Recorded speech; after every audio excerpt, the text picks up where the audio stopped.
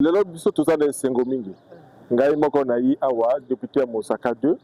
En tout cas, na lobake ba bénéficiaires baza ebele batangi bato ya Kivu Ouest, batangi bato wando na la Kivu, batangi bato ya Congo Obongi, mais na kan banzi que principal bénéficiaire eza Congo Obongi à travers axe moko monene ya district ya Mosaka ou babengi axe Likwala. Ya bato oyo ethnie babengaka ba Likwala. Awa to bengi comme l'inauguration du port de Ouando, communément appelé Libongo Yabangele, marque un tournant important pour la population et les acteurs économiques de la ville. Ce port qui était resté pratiquement échangé depuis l'époque de l'ère ancêtres connaît aujourd'hui une transformation qui suscite beaucoup d'émotions et d'espoir.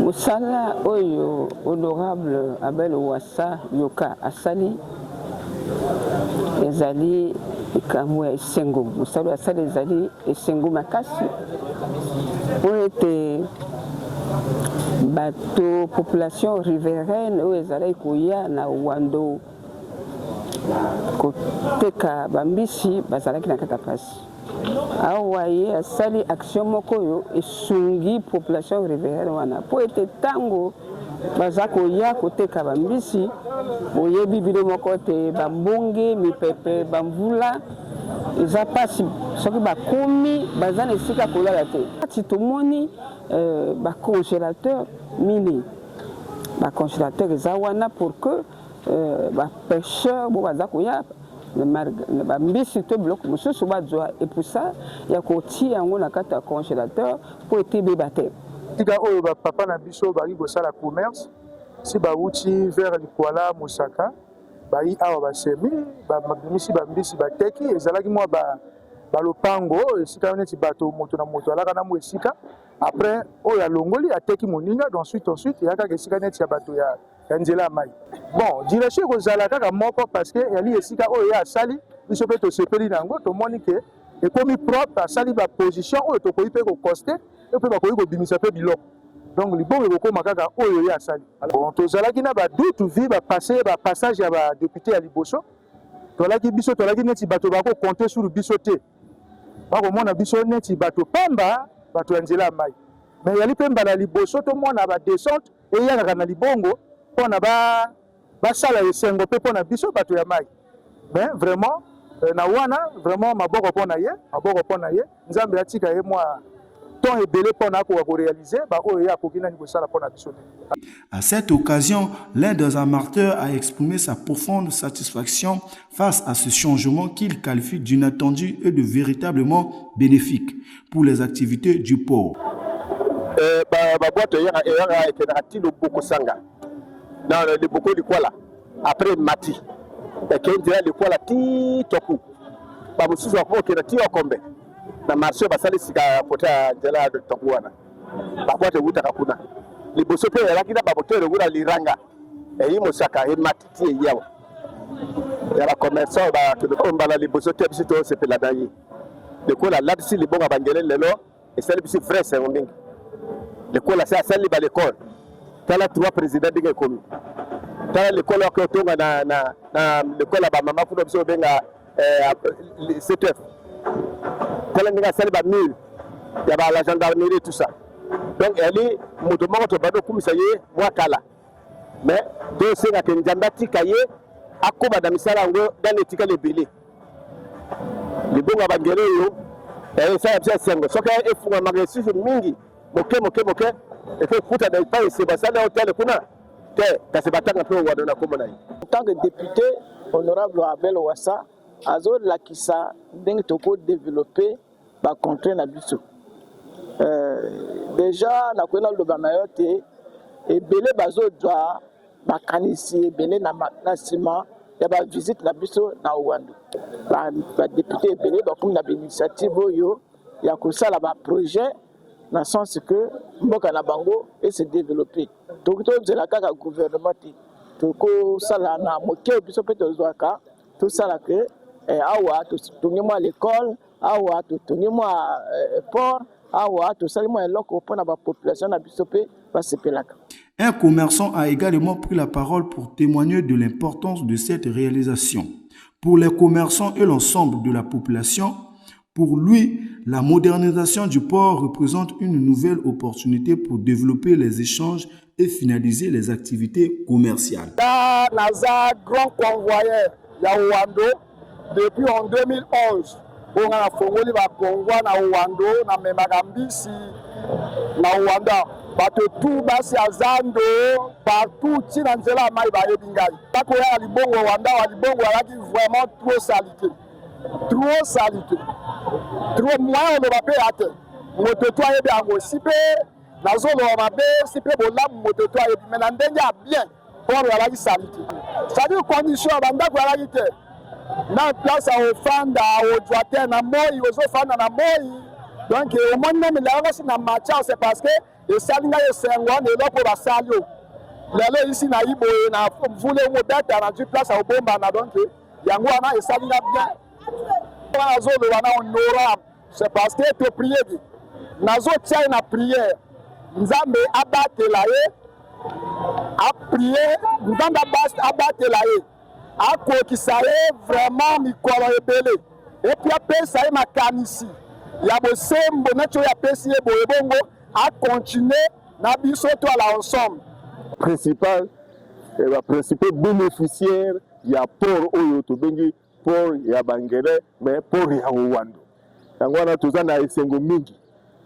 Tango honorable Abel Ouassa alobila ngaki inauguration ko salama ngana lobiki ti nakotika yo mokote nakoyaka ngamo kote nakobingisa ba président ya bamboka tout na ba secrétaire ya axe likwala.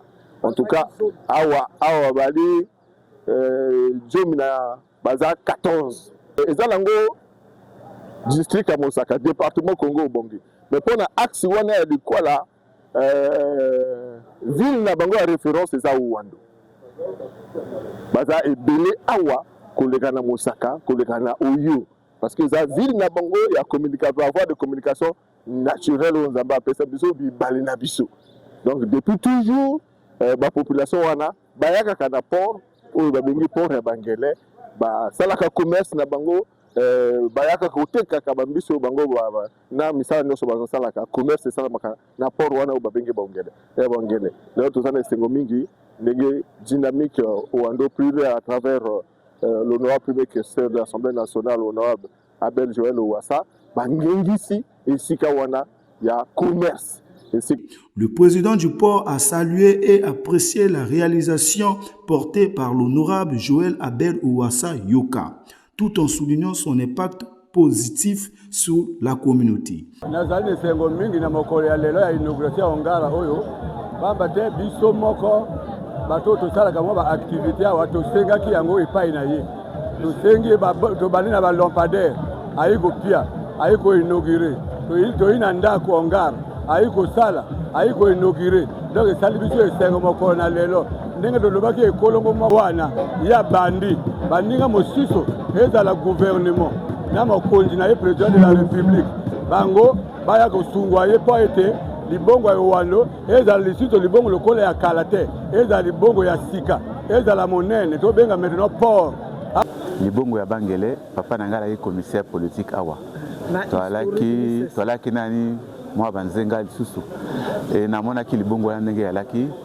bakoke nozwambisi kuna mpo na bamama na ndako toyoke na chauffeur totika na likolo bamama bakozwambisi donc nayebi ndenge yalaki yango moto epesi lisusu valeur oyo nakopesa lelo na honorable Abel Ouassa oyo ali coordonnateur ya dynamique Ouando pluriel mosala oyo asali asalaka bilembo ebele awa na oyo asali lelo toti komona lelo yali na baimportance koleka misato ya liboso yali kosunga bato bayaki wana na kati ya pasi wana ya mibale eyali kopesa mosala ya misato yali kosangisa bamboka ya epai ya Mosaka na bamboka epai ya Mbama oyo basalaka mosala na ebale oyo balukaka mbisi mpona bayaka koalimenter marché ya biso ya mbisi parce que mbisi bango bamaka na Ouando suka na Ouando te tokuta Brazzaville tosomba bango bazwa mpe batinda na Brazzaville donc ali esengo mingi esengo monene na likambo oyo asali topesi elongonya pe bokasi makasi.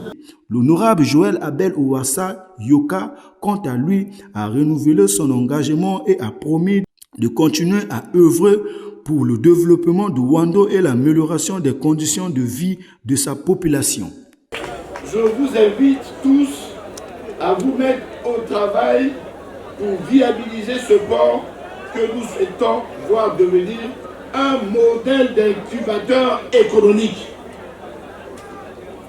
Aux usagers du port, chers frères et sœurs, chers mamans, chers jeunes, chers enfants, voici la réponse à votre doléance. Fini les souffrances d'avant, mais nous vous disons aussi ceci. Nous avons joué notre partition. À présent, le tout vous revient à vous de jouer la vôtre. Vous savez ce que vous cherchez et obtenir au port. Ce port est une occasion qui s'offre à vous. Inspirez-vous et créez la richesse.